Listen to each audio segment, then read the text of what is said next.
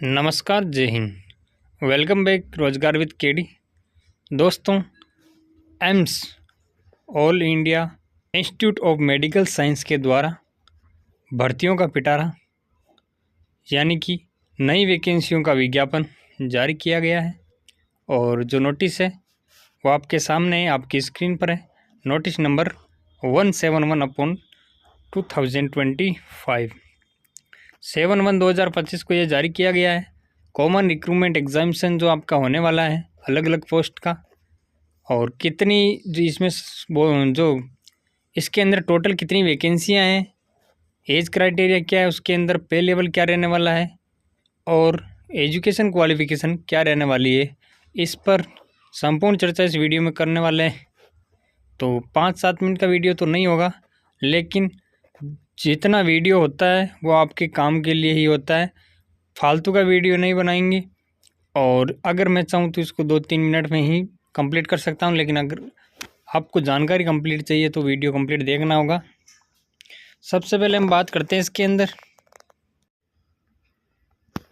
Important dates की, जिसमें closing date, last date of online registration 31 जनवरी 2025 तक आप इसमें ऑनलाइन अप्लाई कर सकते हैं, जिसकी लास्ट डेट 31 जनवरी 2025 है। उसके बाद में बात करते हैं हम डेट ऑफ अपलोडिंग, जो एडवर्टाइजमेंट 7/1/2025 को अपलोड किया गया था। Date of correction application form allow 12/2/2025 से 14/2/2025 तक आप करेक्शन कर सकते हैं फॉर्म में। इश्यू ऑफ एडमिट कार्ड वो आपका एज पर स्कीम ऑफ एग्जामिनेशन की स्कीम के आधार पर आपका एडमिट कार्ड जारी किया जाएगा। स्किल टेस्ट जो जब भी होगा आपको नोटिफाई कर दिया जाएगा। डेट ऑफ एग्जामिनेशन की बात कर लेते हैं। 26 फरवरी से 28 फरवरी तक आपका एग्ज़ाम कंडक्ट करवाया जाएगा MCRE का। बात करते हैं सेक्शन 5 एप्लीकेशन फ़ीस की, जो आपकी बहुत ज़्यादा हाई रहने वाली है। इसके अंदर आपको जनरल OBC कैंडिडेट को 3,000 रुपये, SC/ST कैंडिडेट को 2,400 रुपये पे करने होंगे फॉर्म फिलअप के लिए। फीस बहुत ज़्यादा हाई है, इसकी वजह से कंपटीशन थोड़ा लो रहेगा, हालांकि थोड़ा ही रहेगा, ज़्यादा नहीं। मैंने दिया था पिछली बार एग्ज़ाम, इसमें घोटाले बहुत ज़्यादा होते हैं, इसलिए सिलेक्शन होने के चांस बहुत कम होते हैं, आप कितने भी इंटेलिजेंट हो। आगे बात करते हैं section 6 date and centre of examination. तो वो आपको कंप्यूटर बेस्ड टेस्ट CBT, बात तो CBT की हो रही है इसके अंदर 26 फरवरी से 28 फरवरी तक। लेकिन अगर इसमें कुछ चेंजेस होता है तो आपको सूचित कर दिया जाएगा नोटिस के माध्यम से 10 दिन पहले एग्ज़ाम के। अब सेंटर की बात करते हैं, एग्जामिनेशन सेंटर। तो वो आपके प्रत्येक स्टेट के राजधानी होती है, कैपिटल, और वहाँ पर आपको सेंटर दिए जाएंगे। जैसे अगर आप राजस्थान से बिलोंग करते हो तो आपके सेंटर ज़्यादातर जयपुर में आएंगे, या फिर जोधपुर में, जोधपुर या जयपुर के अलावा दूसरे किसी भी डिस्ट्रिक्ट में नहीं आएंगे। नेक्स्ट सेक्शन है एडमिट कार्ड का, जिसमें 3 दिन पहले आपको एडमिट कार्ड है वो आप डाउनलोड कर सकते हैं। अगर कोई प्रॉब्लम आती है तो वो आपको 7 दिन पहले बता दिया जाएगा, और एडमिट कार्ड जैसे ही आपका अपलोड किया जाएगा तो 7 दिन पहले बता दिया जाएगा। सेक्शन नेक्स्ट है तो pattern scheme syllabus of examination. अब इसके पैटर्न की, स्कीम की और सिलेबस ऑफ एग्जामिनेशन की बात करते हैं। तो ड्यूरेशन ऑफ एग्जामिनेशन 90 मिनट रहने वाली है। 100 MCQs of 400 mark, 100 question 400 number के रहने वाले हैं। एक क्वेश्चन है वो 4 नंबर का रहेगा। 25 जो क्वेश्चन है वो आपके general knowledge, aptitude, knowledge of computer, and 75 जो क्वेश्चन है वो related to the domain of respective group. The syllabus will be accordance with education qualification. Education qualification की हम बात करेंगे आगे, तो वीडियो को आप शुरू से लेकर एंड तक कंप्लीट देखना ही है। चैनल पर नए हो तो चैनल को सब्सक्राइब करना नहीं भूलना है। हम बात करते हैं इसके अंदर सिलेबस की। सिलेबस में एक बात याद रखना, जिस पोस्ट के आगे सब लैंग्वेज के अंदर अगर इंग्लिश लिखी हुई है तो उसका जो आपका पेपर है वो सिर्फ इंग्लिश में आएगा। तो सोच समझ कर ही अप्लाई करना, ऐसा नहीं पोस्ट देख के अप्लाई कर दो। तो जैसे असिस्टेंट की पोस्ट के लिए तो इसका जो सिलेबस है वो food and nutrition and diets, इससे संबंधित क्वेश्चन पूछे जाएंगे। लैंग्वेज इंग्लिश है, पेपर आपका इंग्लिश में होगा। इसके अलावा हम इस वीडियो में सिर्फ हिंदी की पोस्ट के लिए ही बात करेंगे। ज़्यादातर स्टूडेंट जिससे अप्लाई करते हैं उसके बारे में। जैसे डाटा एंट्री वाली है तो इसके अंदर हम जनरल मैथ और इंग्लिश आप सिलेबस रहने वाला है। टाइपिंग टेस्ट इसके अंदर होने वाला है। ये बाईलिंगुअल रहने वाली है, हिंदी और इंग्लिश दोनों में आपका पेपर होने वाला है इसके अंदर। इसके अलावा नीचे एक और पोस्ट है इलेक्ट्रीशियन ट्रेड की, तो इसके अंदर आप लाइन मैन की ये पोस्ट होती है इलेक्ट्रीशियन ट्रेड, जिसके अंदर बाईलिंगुअल आपका हिंदी इंग्लिश में पेपर आने वाला है और अपने ट्रेड के बारे में इसमें क्वेश्चन पूछे जाएंगे। इसके अलावा और भी बहुत सारी पोस्ट हैं इसके अंदर, पूरी कंप्लीट चर्चा करेंगे। अगली पोस्ट है लैब अटेंडेंट की, तो ये जिसमें general math English and hospital service से रिलेटेड क्वेश्चन पूछे जाएंगे। बाईलिंगुअल है, हिंदी इंग्लिश में पेपर आएगा। और नीचे जो पोस्ट है ड्रेसर हॉस्पिटल अटेंडेंट है, तो ये भी अटेंडेंट, ये हॉस्पिटल अटेंडेंट है और वो लैब अटेंडेंट है। तो जैसे मैंने हॉस्पिटल अटेंडेंट का एग्ज़ाम दिया था पिछली बार, general math English hospital service related question पूछे जाते हैं। हिंदी इंग्लिश दोनों में से आप किसी भी सब्जेक्ट में एग्ज़ाम दे सकते हैं। पेपर ठीक ठाक आता है, लेकिन इसमें घोटाले होते हैं, इसकी वजह से थोड़ा नंबर आना थोड़ा कठिन है।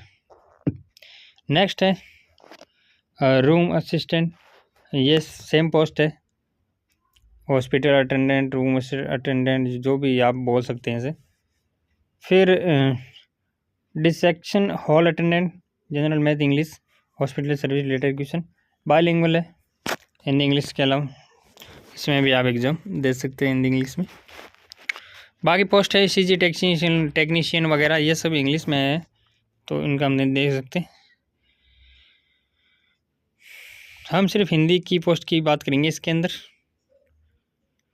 अब इसके अंदर फायर टेक्नीशियन है, तो फायर टेक्नीशियन का पेपर पीटीबी एसटीबी होता है इसके अंदर, और हिंदी इंग्लिश के आप पेपर आएगा इसके अंदर।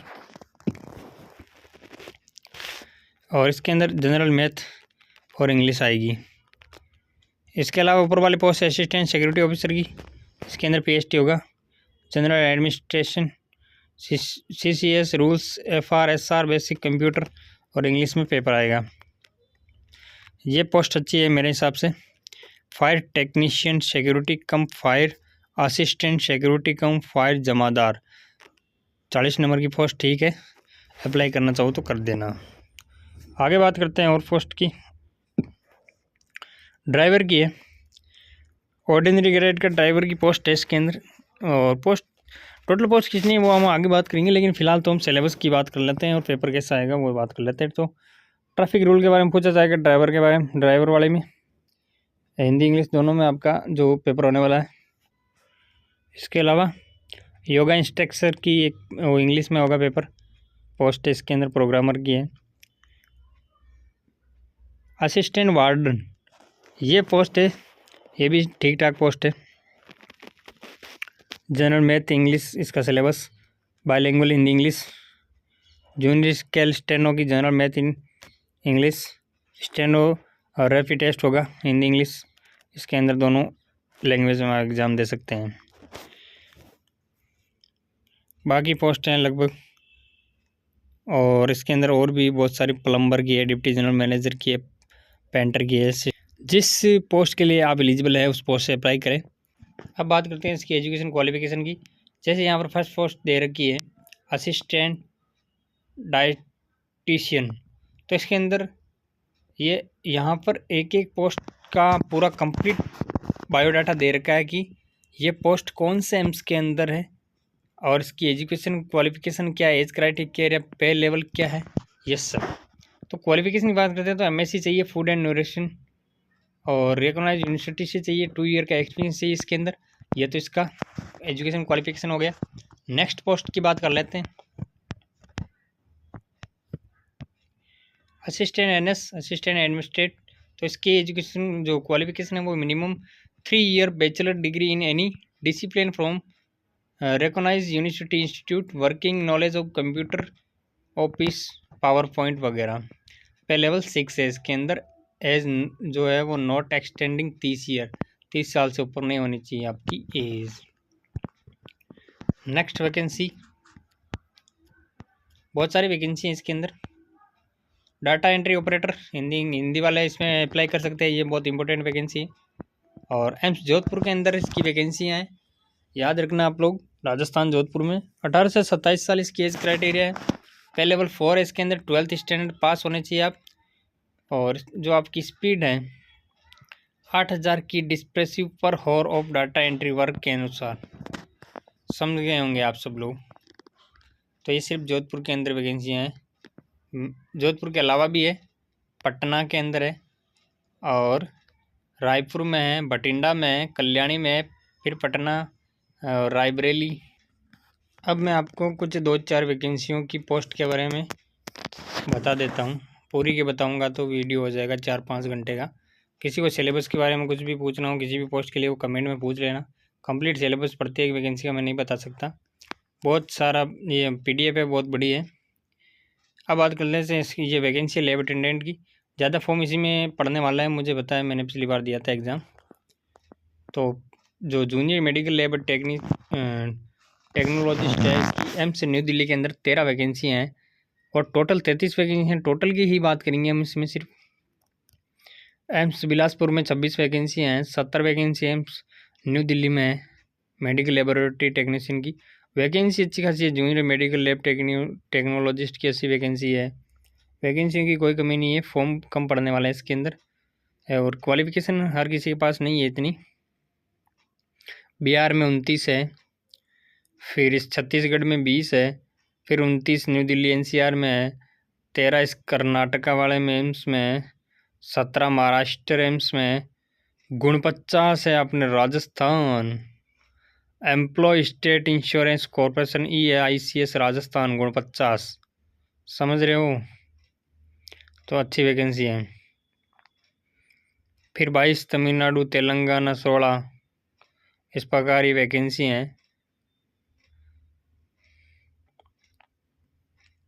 अब हॉस्पिटल अटेंडेंट की भी बता देते हैं एक बार आपको।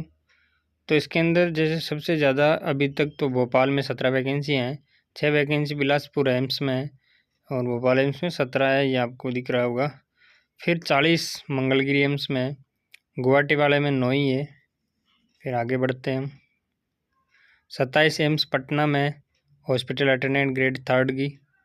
इसके अलावा 12 वैकेंसी बठिंडा, 12 देवघर, कल्याणी में 40 है। जोधपुर के अंदर अब की बार बहुत कम वैकेंसी, 8 वैकेंसी हॉस्पिटल अटेंडेंस की, तो इसका तो कोई सेंस ही नहीं बनता।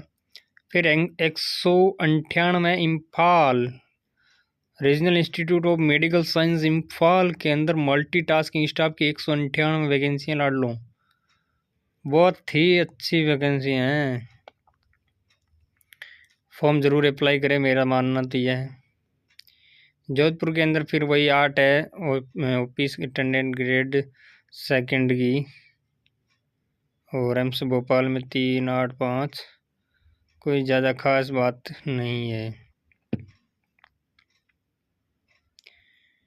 फिर OT अटेंडेंट की बात करते हैं। इससे 10 वैकेंसी असम में, 10 बिहार में, 16 छत्तीसगढ़ में, 45 दिल्ली NCR में। दिल्ली NCR में अच्छी वैकेंसी है अब की बार हर पोस्ट के लिए। के अंदर ड्राइवर वाले स्टूडेंट भी ड्राइवर की वैकेंसी लेके आएंगे यहाँ पर, तो मैं बता देता हूँ ड्राइवर की बहुत कम वैकेंसी है इसमें। जैसे driver regional institute of medical science Imphal वाले में है, तो इसमें 3 वैकेंसी टोटल है, 2 UR की है, 1 OBC की, तो 3 टोटल हो गई। फिर एम्स भोपाल के अंदर 1 UR की है, 1 OBC की है, 3 SC की है, तो 5 टोटल हो गई। फिर पटना वाले में 2, 1 टोटल 3 है। फिर Vardhman Mahavir medical college and Safdarjung hospital में 1 वैकेंसी है। तो ड्राइवर की बहुत कम वैकेंसी देखना को इसमें आपको मिलेगी।